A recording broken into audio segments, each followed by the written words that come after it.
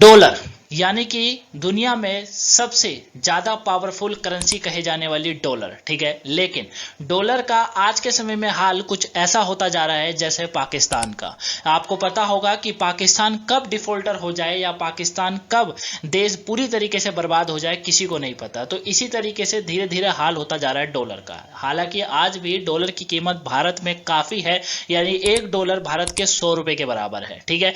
लेकिन आने वाले 15 से 20 सालों में ये डॉलर की कीमत कुछ भी नहीं होगी, या मैं कह सकता हूं कि हमारे $1 के बराबर भी हो सकती है। आखिर में ऐसा क्यों हो रहा है और किस कारणों से हो रहा है? देखिए, इसको गिराने की जो शुरुआत है, इसका जो कह सकते हैं कि इसका नष्ट होने की जो शुरुआत हो गई है वो कर दी है भारत और यूएई ने ही। भारत ने हाल ही में यूएई के साथ एक डील करी थी जो कि क्रूड ऑयल को लेकर डील थी, ठीक है। यानी भारत ने 10 लाख क्रूड ऑयल यानी कि बैरल तेल खरीदा है, किससे? यूएई से, जिसका जो ट्रांजैक्शन हुआ है यानी कि जो पैसा दिया है भारत ने वो अपनी करेंसी रुपए और यूएई की करेंसी दिरहम में दिया है। जबकि इससे पहले जो ट्रांजैक्शन होता था, जो लेन देन होता था, वो लेन देन डॉलर में किया जाता था। अब आप कहेंगे सर इससे क्या फायदा हुआ, कोई नहीं अपनी करेंसी में कर रहे, क्या दिक्कत है? नहीं, देखिए, कहा जाता है कि किसी कंट्री के पास अगर डॉलर ना हो तो वो कंट्री बर्बाद हो जाती है, ठीक है। अभी आपने हाल ही में देखा होगा कि श्रीलंका के पास डॉलर खत्म हो गया था, तो श्रीलंका ने अपने आप को डिफॉल्टर घोषित कर दिया था। यही होता है, जब किसी कंट्री के पास डॉलर खत्म हो जाए तो वो डिफॉल्टर हो जाता है। ऐसा इसीलिए होता है क्योंकि बहुत सी कंट्रियां हैं जिसमें लेन देन केवल डॉलर में ही किया जाता है। लेकिन आने वाले समय में भारत, चाइना, रसिया, यूएई, ये कंट्रियां ये निश्चित करने वाली है, यानी कि ये कानून बनाने वाली है कि केवल जो लेन देन होगा वो डॉलर में नहीं होगा बल्कि अपनी लोकल करेंसी में होगा, जिसकी शुरुआत कर दी है भारत ने।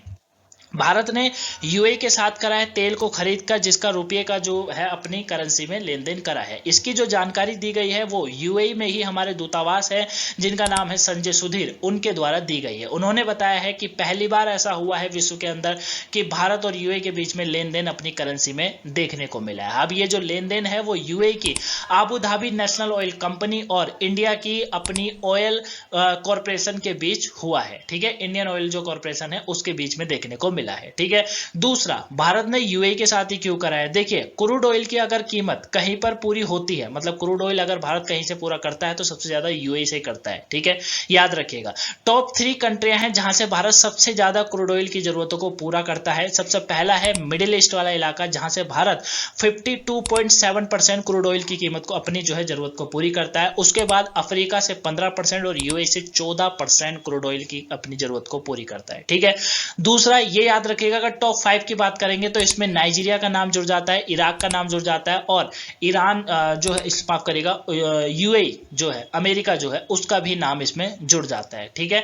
ये टॉप 5 कंट्री है जहां से भारत क्रूड ऑयल की जरूरत को पूरी करता है। लेकिन अगर ज्यादा कहीं से खरीदता है तो यूएई से खरीदता है, ये भी याद रखिएगा, ठीक है। क्यों करता है? क्योंकि यूएई 5वां बड़ा देश है। क्या है? यूएई 5वां बड़ा देश है जिससे भारत अपनी क्रूड ऑयल की जरूरत को पूरी करता है, याद रहेगा आपको। और सबसे अच्छा दोस्त भी है यूएई भारत का, मोदी जी के आने के बाद तो काफी अच्छा बन गया है ना। चलिए, साथ ही में ऐसा नहीं है कि केवल क्रूड ऑयल ही करता है, जबकि एलएनजी और एलपीजी जो होती है उसकी भी जरूरत जो है यूएई ही पूरी करता है भारत की, ठीक है। इंपोर्ट करता है भारत, वो भी जो है यूएई ही करता है, ये भी याद रखिएगा, ठीक है। तो ऐसे में अगर लोकल करेंसी में लेन देन हो रहा है तो इससे डॉलर को तो नुकसान हो ही रहा है, ये तो आप समझ ही गए होंगे कि इससे किसको होगा, डॉलर को नुकसान होगा। क्योंकि आने वाले समय में जैसे एससीओ में भी, अभी जब एससीओ की मीटिंग हुई थी 2-3 सालों से पिछली जो मीटिंग हुई थी, उसमें यह निश्चित करा गया था बड़ी कंट्रियों के द्वारा कि भैया अब हमें लेन देन जो है किस में करना चाहिए, अपनी करेंसी में करना चाहिए। और शुरुआत कर दी है भारत ने, ठीक है। अब ऐसे में डॉलर की कीमत तो घटेगी घटेगी। डॉलर की कीमत का घटने का मतलब है कि अमेरिका का जो वर्चस्व है वो कहीं ना कहीं फीका पड़ जाएगा, ठीक है। आई होप आप इसको अच्छे से समझे होंगे कि मैं आपको डॉलर और बाकी लोकल करेंसी में क्या समझाना चाह रहा हूं, है ना। ये चीजें होती हैं, ठीक है। दूसरा, इससे भारत को काफी फायदा होगा क्योंकि लोकल करेंसी में लेन देन हो रहा है तो भारत सबसे ज्यादा क्रूड ऑयल खरीदता है। अब भारत के अपने ही रुपये में होगा तो भारत को कम खर्च पड़ेगा, जिससे जनता को जो क्रूड ऑयल है वो सस्ता भी मिल सकता है आने वाले समय में। क्लियर है? दूसरी चीज, इससे और क्या फायदा होगा, तो लोकल करेंसी में लेन देन होने से जो ट्रांजैक्शन कॉस्ट होता है वो बहुत ही कम हो जाएगा दोनों कंट्री के बीच में, ठीक है। दूसरा, समय की बचत होती है, ठीक है। एक तो ट्रांजैक्शन कॉस्ट काफी लगता था, जब डॉलर में लेन देन होता था ट्रांजैक्शन कॉस्ट अच्छा खासा देना पड़ता था। दूसरा क्या होता था कि समय काफी लग जाता था, लेकिन अब वो दोनों चीज खत्म हो गई, ठीक है। दूसरा, आपके दिमाग में क्वेश्चन होगा कि सर ये क्या सडनली एकदम ये चीजें हो गई? नहीं, देखिए 15 जुलाई 2023 को दो देश के नेताओं के बीच में, यानी कि हमारे प्रधानमंत्री नरेंद्र मोदी और साथ में जो है राष्ट्रपति, यूएई के राष्ट्रपति जो है जायद अल नायान, उनके बीच में एक समझौता हुआ था, जिस समझौते को नाम दिया गया था लोकल करेंसी सेटलमेंट। क्या कहा गया था? लोकल करेंसी सेटलमेंट हुआ था, जिसके तहत यह हुआ था कि भैया हम लोकल करेंसी में, दो कंट्री यूएई और भारत लोकल करेंसी में लेन देन करेंगे, ठीक है। यह याद रखिएगा। दूसरा मोस्ट इंपॉर्टेंट पॉइंट है, थोड़ा ध्यान से समझिएगा, ये जो हो रहा है यानी कि जो लोकल करेंसी में लेन देन हो रहा है, इससे डॉलर का डी डॉलराइजेशन देखने को मिल रहा है। क्या देखने को मिल रहा है? इससे डॉलर का डी डॉलराइजेशन देखने को मिल रहा है, यानी कि धीरे धीरे विश्व के अंदर डॉलर का जो रुतबा है, जो एक रुतबा हुआ करता था आज से 19वीं सदी में, वो धीरे धीरे समाप्त होता जा रहा है, खत्म होता जा रहा है। जिस पर आईएमएफ की एक रिपोर्ट निकल कर है और आईएमएफ ने कहा कि इसके जो डॉलर की जो ये रुतबा खत्म हो रहा है ना, इसके पीछे अमेरिका की गवर्नमेंट का हाथ है, यानी कि वो ध्यान ही नहीं दे रही है, वो देशों को भड़काने में ज्यादा ध्यान दे रही है ना। तो इन्होंने कहा कि 2000 से लेकर 2023 तक का, माफ करिएगा 2021 तक का एक डेटा दिया है, जिसमें बताया गया है कि 60% से भी नीचे गिर चुका है डॉलर का रुतबा। यानी कि लोगों, अब कोई कंट्री अगर आने वाले 20 से 25 साल में अपने पास विदेशी मुद्रा भंडार में डॉलर भी नहीं रखेगी ना, तो कोई दिक्कत है, वो डिफॉल्टर नहीं होगी, ठीक है। देखिए 2000 में जो डॉलर का जो अहमियत रह गई है, 2000 से अगर मैं आपको बताऊं तो 71% थी, ठीक है। 2005 आ जाते 66.5% हो गई, 2010 में ये 62.2% हो गया, 2015 में 65.7% हो गया, 2020 में 58.9% हो गया और 2021 में 59.5% रहा, यानी कि 60% भी नहीं है, ठीक है। यानी कि विदेशी मुद्रा भंडारों में ये 60% भी अपनी हिस्सेदारी अब दुनिया में नहीं निभा रहा है, ये आपको याद रखना है, ठीक है ना। तो ये जो है शुरुआत हुई है, काफी अच्छा है, क्योंकि भारत उभरेगा इससे, और भी कंट्रियां जो है उभरेंगी। एक ही चीज का कब तक राज चलेगा, खत्म तो आज नहीं तो कल होना ही है, ठीक है। दूसरा अगर बात आती है कि भारत यूएई के बीच में क्रूड ऑयल ही एक्सपोर्ट इंपोर्ट होता है, ऐसा नहीं है।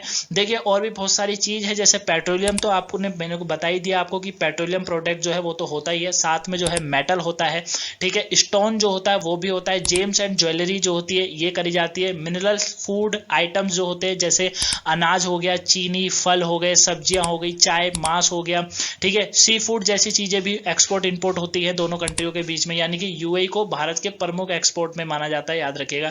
टेक्सटाइल हो गया, इंजीनियरिंग हो गई, मशीनरी प्रोडक्ट हो गए, केमिकल्स हो गए, ये सब चीजें जो है इसमें शामिल है, ठीक है। यानी कि भारत यूएई को क्या एक्सपोर्ट करता है, अगर कभी क्वेश्चन आए तो ये सब चीजें आपको याद रखने की, ये सब जो है भारत एक्सपोर्ट करता है, क्लियर। साथ ही यूएई भारत का तीसरा सबसे बड़ा व्यापारी साझेदार है, ये भी याद रखिएगा। लेकिन यहां पर थोड़ा भारत को नुकसान होता है, वित्तीय घाटा होता है। ऐसा क्यों होता है बताता हूं। 2022-23 में भारत ने जो है भारत और यूएई के बीच में 6 लाख करोड़ रुपए का जो है एक्सपोर्ट इंपोर्ट हुआ था, लेकिन इसमें जो यूएई ने भारत से जब जो सामान खरीदा था वो केवल 2 लाख करोड़ रुपए का ही था, जबकि भारत ने यूएई से कितने का खरीदा? 4 लाख करोड़ रुपए का खरीदा। और ये हर साल होता है ऐसा। भारत यूएई पर ज्यादा निर्भर है एक्सपोर्ट इंपोर्ट के मामले में, ठीक है। यानी कि भारत क्या करता है कि आयात ज्यादा करता है, निर्यात कम करता है, याद रखिएगा, इंपॉर्टेंट है, ठीक है ना। क्या हुआ 2022-23 में दोनों देशों के बीच में 6 लाख करोड़ रुपए का एक्सपोर्ट इंपोर्ट हुआ, जिसमें भारत ने जो है ज्यादा क्या करा है, आयात करा है, निर्यात इतना नहीं करा है, ये भी आपको याद रखना है। साथ ही में 2022-23 में ही एक जो है एक ट्रेड पैक्ट पर भी दोनों देशों के कंट्रियों के बीच में साइन करे गए थे, ये भी याद रखिएगा, ठीक है। कोई दिक्कत नहीं है, अभी लोकल करेंसी में लेन देन हुआ है, जिससे भारत को काफी फायदा होगा। फायदा इसीलिए होगा, देखिए फायदा क्यों होगा, आपके क्वेश्चन बना होगा कि फायदा क्यों होगा। इसीलिए होगा क्योंकि भारत क्या करता है, ज्यादातर आयात करता है, निर्यात बहुत कम करता है, इसीलिए भारत को आने वाले समय में फायदा हो सकता है। आई होप आप इसे अच्छे से समझे होंगे, इस पूरे टॉपिक को अच्छे से समझे होंगे, ठीक है।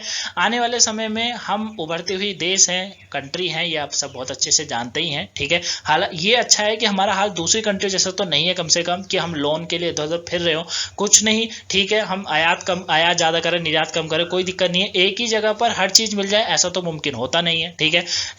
पाकिस्तान को देख लीजिए, वहां तो कुछ भी नहीं है, ना तो सरकारी ठीक है, ना और चीज़ है। ठीक है, चलिए पाकिस्तान में फिर कभी दोबारा किसी वीडियो में और बात करेंगे। ठीक है, तो आई होप आप इस टॉपिक को अच्छे से समझे होंगे, जाने होंगे, आपको ये टॉपिक समझ आया हो, वीडियो समझ आई होगी पूरी। अगर लगा हो कहीं पर कुछ नहीं समझा है तो मुझे कमेंट बॉक्स में जरूर बताएगा, आंसर आपको जरूर मिलेगा। मिलूंगा आपसे नेक्स्ट वीडियो में, तब तक के लिए thank you for watching guys. Video को लाइक सब्सक्राइब शेयर जरूर करिएगा। मिलेंगे नेक्स्ट वीडियो में, तब तक के लिए thanks for watching guys. Have a nice day, thanks for watching.